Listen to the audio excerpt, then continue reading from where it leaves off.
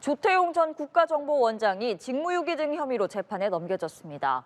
비상계엄 당시 국정원장의 국회 보고 의무를 이행하지 않았고 정치적인 중립을 어겼다는 게 내란 특검의 판단입니다.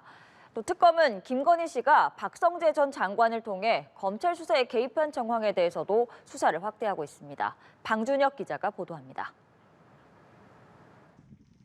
내란 특검이 조태용 전 국가정보원장을 구속 상태로 재판에 넘겼습니다. 적용된 혐의는 직무유기와 국정원법상 정치관여 금지 의무 위반 등입니다. 특검은 조 전 원장이 윤 전 대통령의 방첩사 정치인 체포 지시 보고를 받고도 아무런 조치도 하지 않았고 이후 해당 사실이 드러나자 직속 부하인 홍장원 전 1차장을 거짓말쟁이로 몰아 은폐했다고 밝혔습니다. 윤 전 대통령 탄핵 국면에서 홍 전 차장의 계엄 당일 동선이 담긴 CCTV 영상을 국민의힘에 제공하는 등 국정원장의 직위를 특정 정파의 이익을 위해 활용했다는 게 특검의 판단입니다. 국정원장의 정치 관여로 우리 사회의 갈등은 증폭되고 치유하기 어려운 상처를 남겼습니다. 정치적 중립성은 국가정보원의 역할 수행에 있어 핵심 가치입니다. 이번 기소는 국정원장의 보고 의무 위반을 직무유기로 본 첫 사례입니다. 특검은 조 전 원장이 내란 모의와 실행에 직접 참여하진 않았지만 사후 은폐에 적극 개입한 점이 양형에 반영될 거라고 설명했습니다.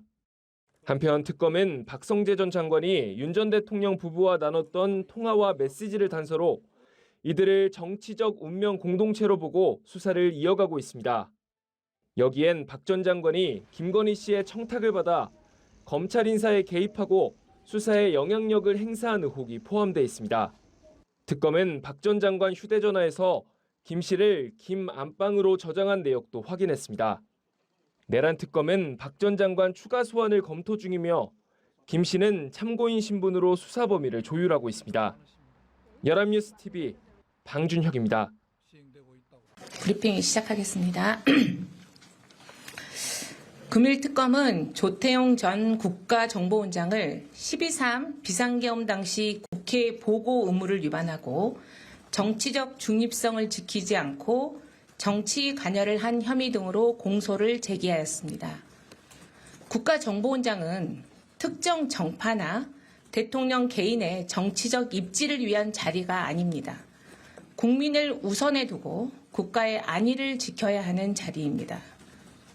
그럼에도 조태용은 방첩사의 정치인 체포활동을 지원하라는 윤석열 전 대통령의 지시를 보고받아 국가안전보장에 중대한 영향을 미치는 폭동행위가 발생하고 있음을 인지하고도 국정원장으로서 아무런 조치를 취하지 않고 그러한 사실이 드러나자 자신의 직속 부하를 거짓말장애로 치부하면서 국정원장의 지위를 이를 은폐하고 특정 정파의 이익을 대변하는 데 활용하였습니다. 국정원장의 정치 관여로 우리 사회의 갈등은 증폭되고 치유하기 어려운 상처를 남겼습니다. 정치적 중립성은 국가정보원의 역할 수행에 있어 핵심 가치입니다. 국가안전보장은 어떤 경우에도 보호되고 지켜져야 할 가장 기본이자 최우선의 목표입니다. 국가정보원장에게 국가안전보장에 중대한 영향을 미치는 상황이 발생할 경우 지체 없이 대통령 또는 국가정보위에 보고하도록 하는 것도 그에 기인합니다. 이번 기소는 국정원장의 보고 의무를 직무유기로 우일한 첫 사례입니다. 국정원장의 보고 의무를 충실하, 실질하는 계기가 되기를 바라겠습니다. 이상입니다. 조태용 전 국가정보원장의 구속기간이 다음 달 초까지로 늘어났습니다. 내란 특검팀은 어제 법원 허가를 받아 조 전 원장에 대한 구속기간을 열흘 연장했습니다. 지난 10일 오전 구속영장이 발부된 조 전 원장은 최대 20일, 다음 달 1일까지 구속이 가능하고 구속 적부심 절차가 진행된 기간을 산정하면 특검은 같은 달 3일 전까지 기소 여부를 판단할 걸로 보입니다. 앞서 조 전 원장은 홍장원 전 국정원 1차장으로부터 계엄군이 이재명, 한동훈을 잡으러 다닌다는 보고를 받고도 국회에 알리지 않아 국정원장의 직무를 유기한 혐의 등으로 구속됐습니다. 법원이 조태용 전 국정원장에 대한 구속영장을 발부했습니다. 조 전 원장이 증거를 인멸할 우려가 있다고 봤는데요. 비상계엄 국무회의 참석자 중 구속된 피의자는 4명이 됐습니다. 소재형 기자입니다. 윤석열 전 대통령의 계엄을 사전에 인지하고도 국회에 보고하지 않은 혐의를 받은 조태용 전 국정원장이 구속됐습니다. 조 전 원장은 윤 전 대통령과 김용현 전 국방부 장관, 그리고 이상민 전 행안부 장관에 이어 국무회의 참석자 가운데 4번째 구속 피의자가 됐습니다. 앞서 굳은 표정으로 영장 실질 심사를 받기 위해 법원에 출석한 조 전 원장은 심사에 성실히 임하겠다고만 짧게 답한 뒤 법정으로 향했습니다. 특검과 조 전 원장의 공방은 4시간가량 치열하게 진행됐습니다.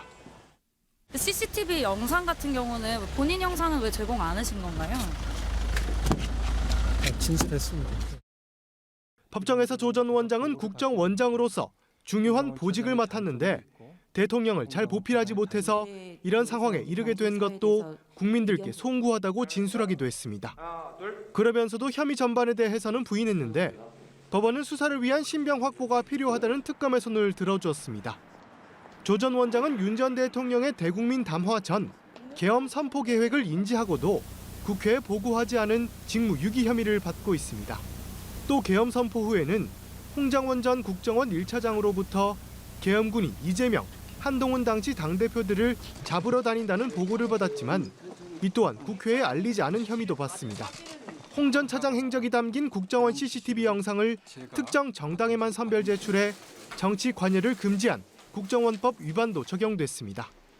특검은 남은 구속 수사 기간 조 전 원장을 상대로 비화폰 삭제 배경 등 남은 의혹에 대한 수사를 이어갈 계획입니다. 연합뉴스 TV 소재형입니다. 홍장원 전 국정원 1차장은 조태용 국가정보원장의 주장에 대해 적극 반박했습니다. 홍 전 차장은 어제 연합뉴스 TV와의 통화에서 조 원장이 계엄 당일 밤 11시 6분 공관 앞에서 체포지시 메모를 썼다는 홍 전 차장의 증언이 CCTV 확인 결과 사실이 아니었다고 말한 데 대해 조 원장이 핵심 사실은 쏙 빼고 말하고 있다고 말했습니다. 그러면서 CCTV로 추적했다면 11시 6분 전에 어디에 있었는지도 알지 않겠느냐며 조 원장 공관에서 윤 대통령으로부터 전화를 받은 장면이 담긴 CCTV도 확인하라고 덧붙였습니다. 또 박지원 전 국정원장에게 인사청탁을 했다는 주장에 대해서도 박 원장 부임 당시 자신은 퇴직을 앞두고 공로연수 중이었고 퇴직 때까지 한 번도 만난 적이 없다며 사실이 아니라고 반박했습니다.